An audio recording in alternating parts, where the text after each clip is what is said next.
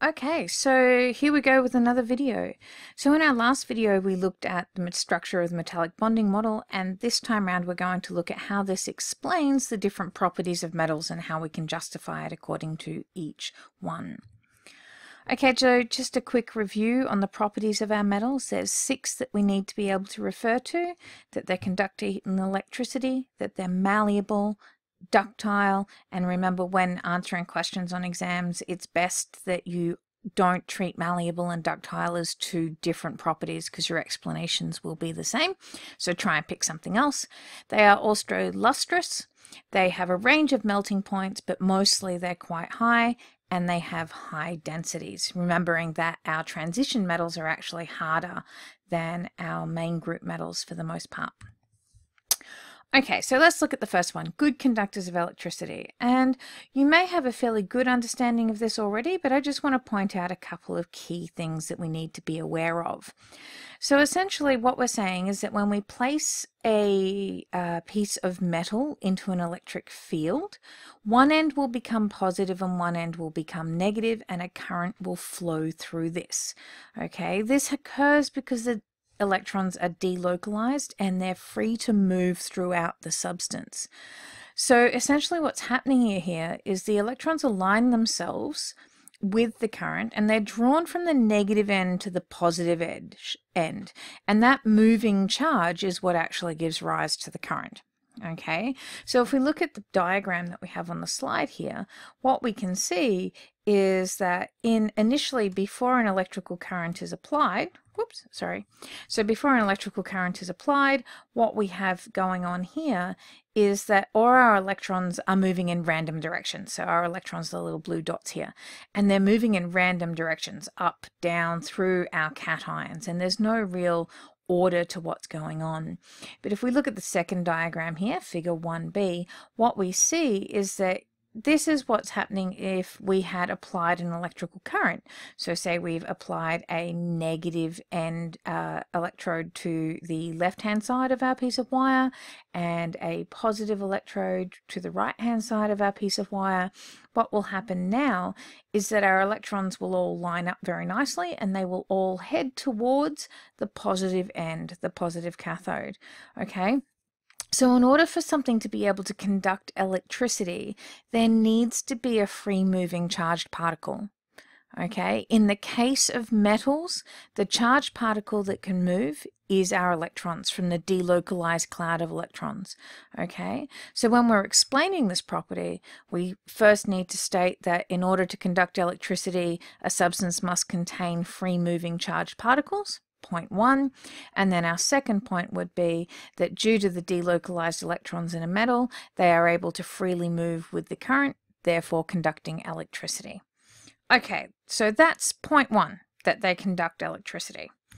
Point 2 is that they are good conductors of heat. Okay, so now heat and electricity are conducted in different ways. They're different types of energy. We've got electrical energy and then we have thermal energy, which is really just a measure of the kinetic energy of a system. So what we're talking about here is movement energy.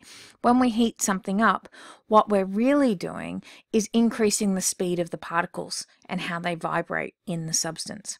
Okay, so what we need to remember here is that heat is a form of energy. So when something is increasing in temperature, it's going to gain energy. So what happens then is the particles gain energy, they start to vibrate and move faster in spots. So remember that in a solid substance, our particles are vibrating in position, so in this case our cations, okay, and those localized electrons. So those metal cations are now vibrating in place. As we increase the temperature, that movement becomes greater and they start to bump into each other and vibrate, knocking into each other. Okay, so because metals are highly ordered, so the particles are all close together, okay, it transfers the energy along the metal.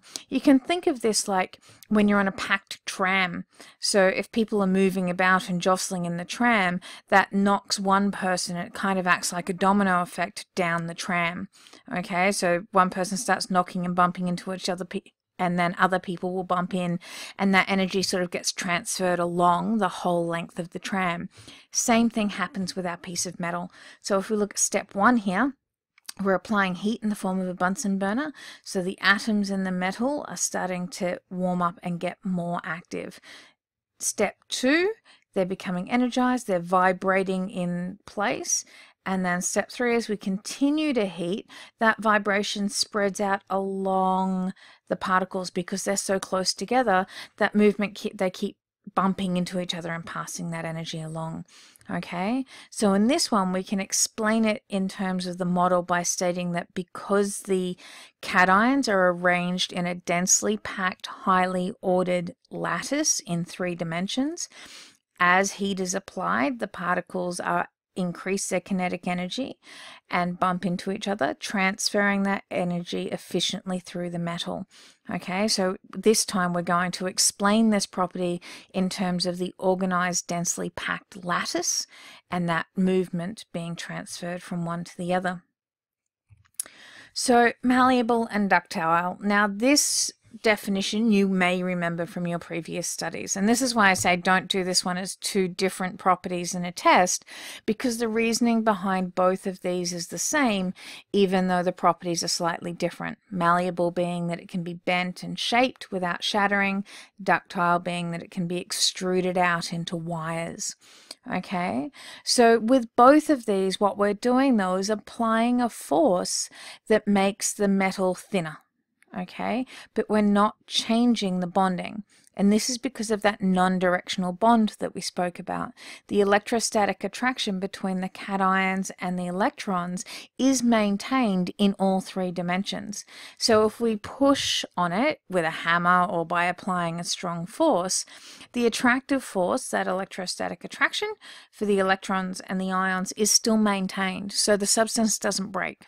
Okay, there's no break to that bonding, it's maintained still throughout the lattice. Okay, so the ions can move over each other, but they're sort of buffered from that repulsive effect of the light charges repelling by the electrons still being in that cloud and buffering them around. So because the delocalized electrons are able to move, they can stabilize the lattice even when a stress is applied. Okay, so, and this is the same for both malleable and ductile.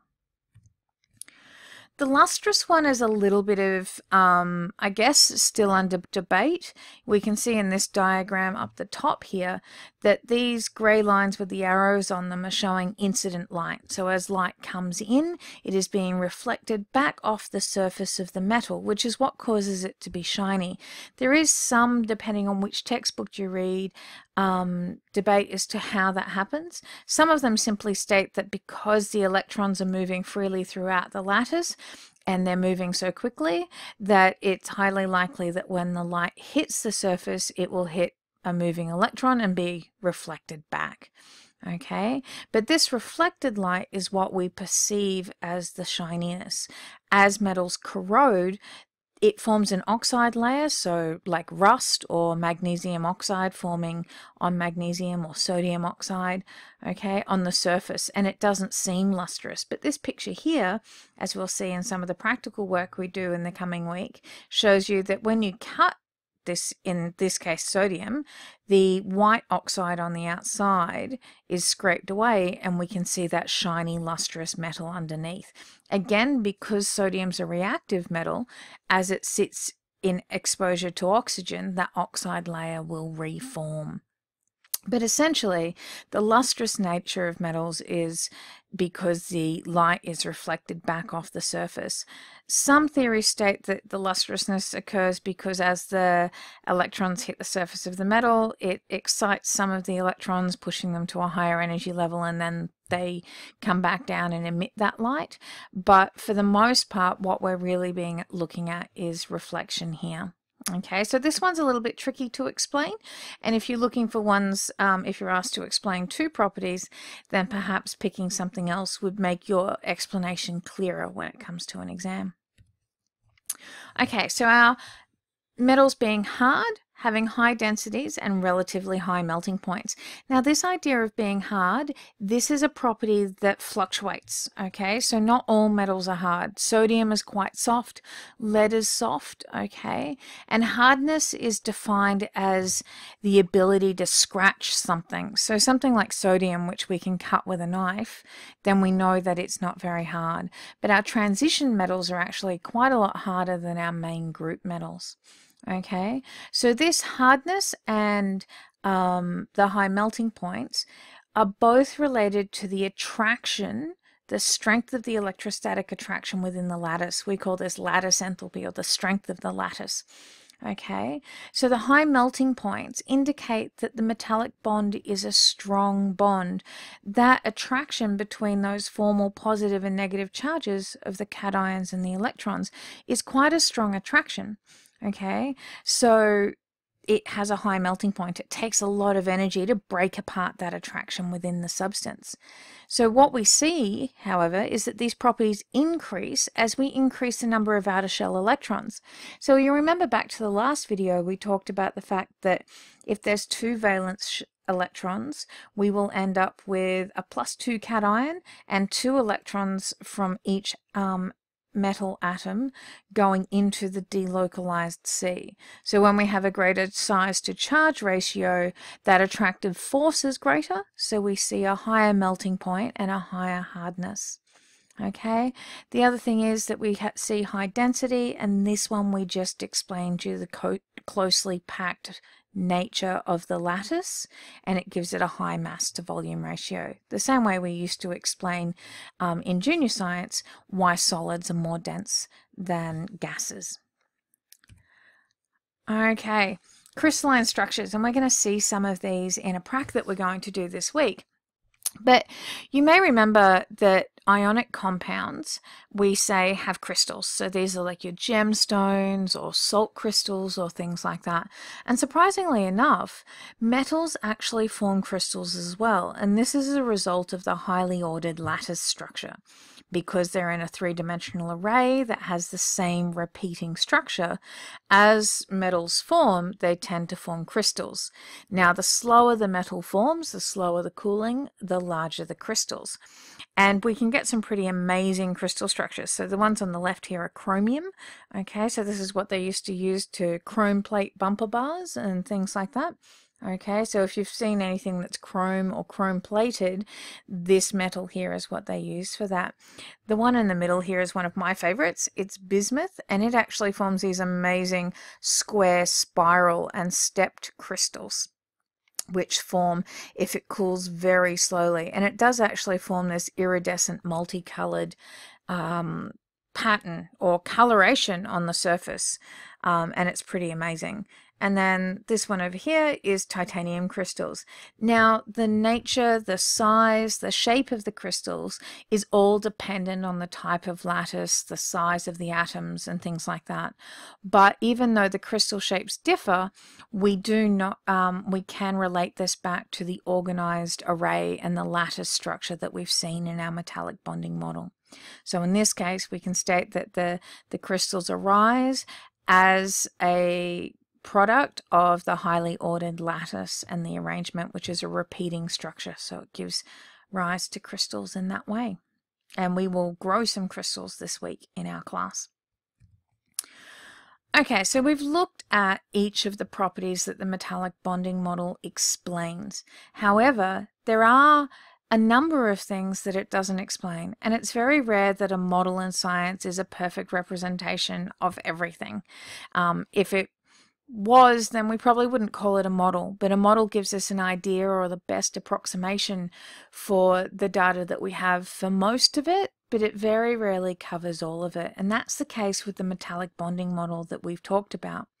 Okay, so this delocalized C model, where we have the cations and the delocalized electrons, explains conductivity, it can explain hardness, density, malleability, and ductility. It gets a little bit weaker with the lustrousness, but there's some things that it just completely doesn't explain, and we refer to these as limitations of the model. Okay, and there are three main things for us to think about when we look at this. One thing that doesn't explain is the range of melting temperatures and densities of metals. Okay, we know that most of them are relatively high, but there's a few really big exceptions to that, like gallium, which will melt at about 36 degrees in your hand. Mercury, of course, which is a liquid at room temperature.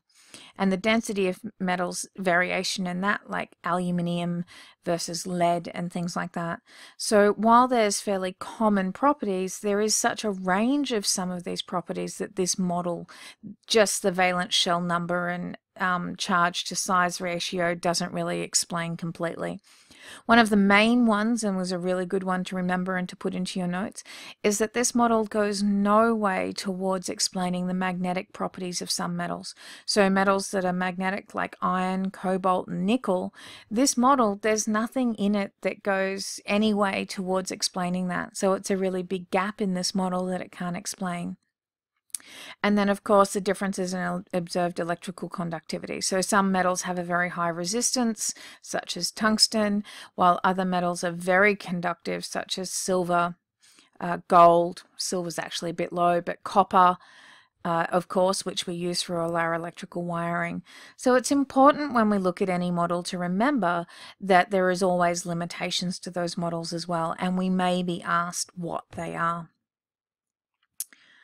Okay, so in our next video, we'll be talking about modifying metals, but that's it for this video.